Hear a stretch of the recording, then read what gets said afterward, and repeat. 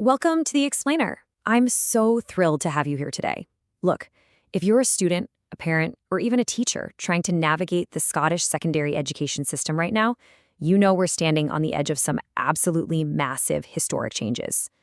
Today, we're setting the stage to master this really complex journey, going from your Scottish secondary qualifications all the way through to the radically changed 2026 UCAS application. So grab a notepad because we're about to map out the ultimate blueprint for pre-university success. Okay, let's dive into this, because the landscape is quite literally shifting beneath our feet. We're currently in the middle of an enormous transition from the old SQA over to the newly established Qualifications Scotland body, a huge change that's finalizing in February 2026. But even more critically for your university dreams, we're facing a complete, ground-up overhaul of the UCAS personal statement. The rules of the game have fundamentally changed, and understanding the shift is absolutely urgent if you want to lock in a spot at your dream university. Here's our quick game plan for today. First up, the Scottish Qualifications ladder. Second, coursework, AI, and rules. Third, the 2026 UCAS revolution. And finally, mastering the 3 questions. All right, Section 1, the Scottish Qualifications ladder. I want you to think of this system like a giant academic ladder.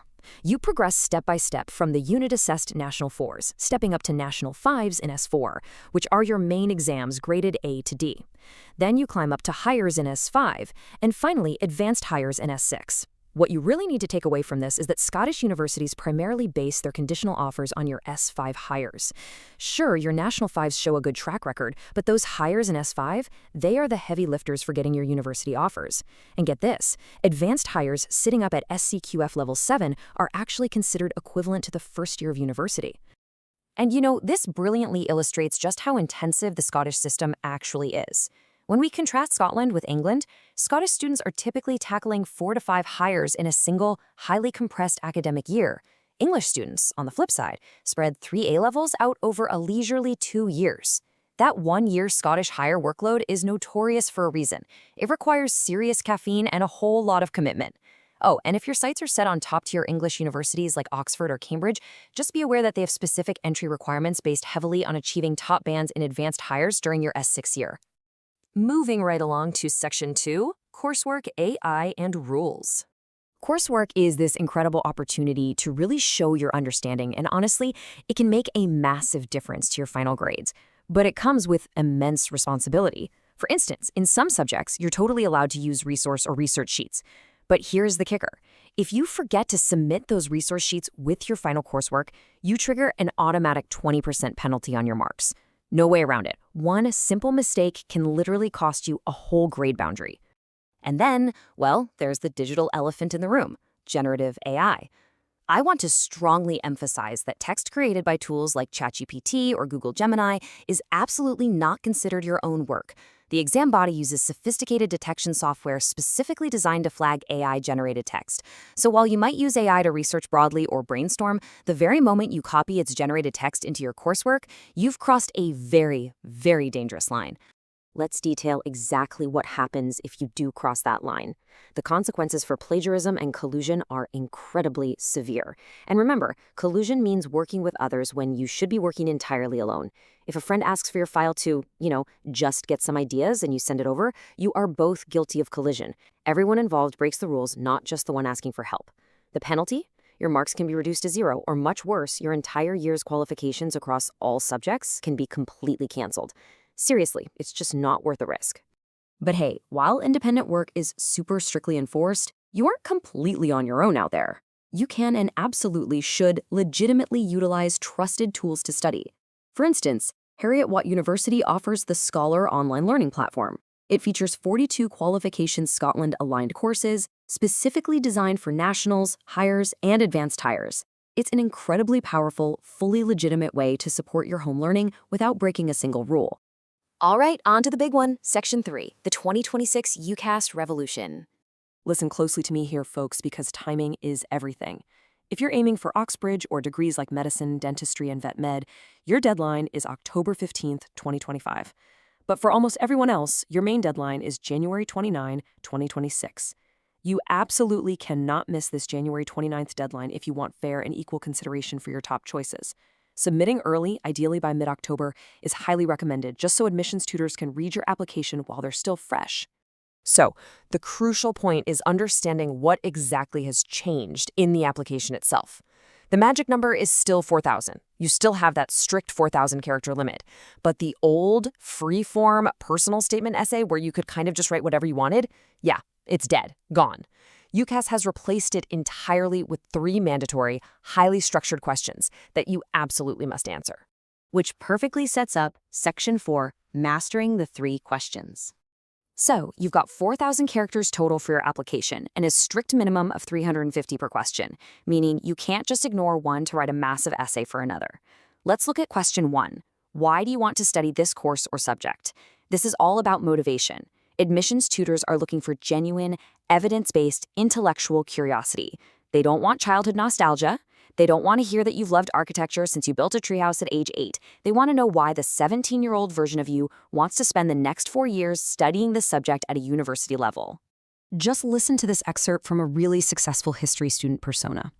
They write, "My fascination with medieval history crystallized during a Year 10 project, but it was reading Mark Bloch's Feudal Society that transformed curiosity into conviction."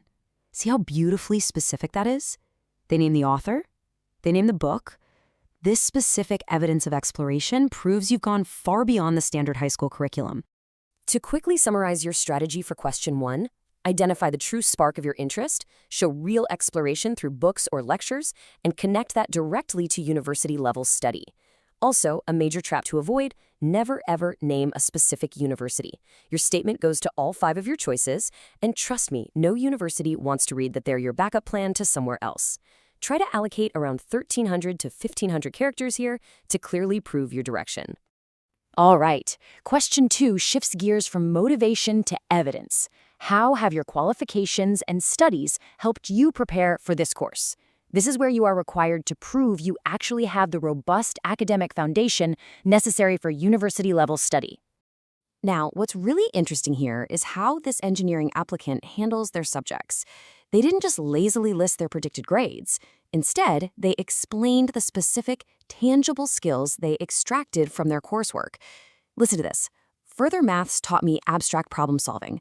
A summer project required applying fluid dynamics. It's incredibly powerful because it shows a deep, mature engagement with the material. Breaking down your strategy for question 2, never just list your grades. Your grades are already in your teacher's reference, so doing that here is literally just wasting precious characters. Use this space to show depth beyond the syllabus, highlight strengths relevant to your specific degree, and demonstrate a growth mindset. Show them how you learn, how you tackle difficult topics, and how you apply knowledge. This is a great place to spend another 1,200 to 1,400 characters. Finally, we reach question 3. What else have you done to prepare outside of education? So this is the extracurricular question. But hold on, it is not a place to just dump a giant list of hobbies. You must showcase sustained commitment, leadership, or deep engagement outside the traditional classroom setting. Check out what this classic student wrote. I self-taught ancient Greek, co-founded my school's classic society, growing it to 40-plus students, and interned at our local museum's education department. This perfectly demonstrates that having 1 or 2 deeply involved, sustained activities is infinitely better than a laundry list of shallow club memberships where your only contribution was, well, just showing up. They want to see impact. Let's move to how this builds your final strategy. For question 3, focus purely on quality over quantity. Explain the direct impact of your actions. What did you actually do and what did you learn from it? Connect the activity to your personal growth.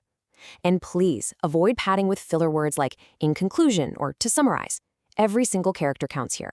You want to use your remaining 1,000 to 1,300 characters to beautifully round out your personal narrative. Wow, we have covered a ton of ground today. You now totally understand the intensive nature of the Scottish SCQF ladder, the super strict rules guarding your coursework, and the exact tactical breakdown you need to conquer this revolutionary 2026 UCAS application. Yes, the format has changed, but honestly, your ability to stand out is stronger than ever. The only question left is, now that you hold the blueprint, how will you write your own story? Don't wait, start brainstorming your answers today. Thanks so much for hanging out with me on this explainer, and I absolutely cannot wait to see the incredible applications you all put together.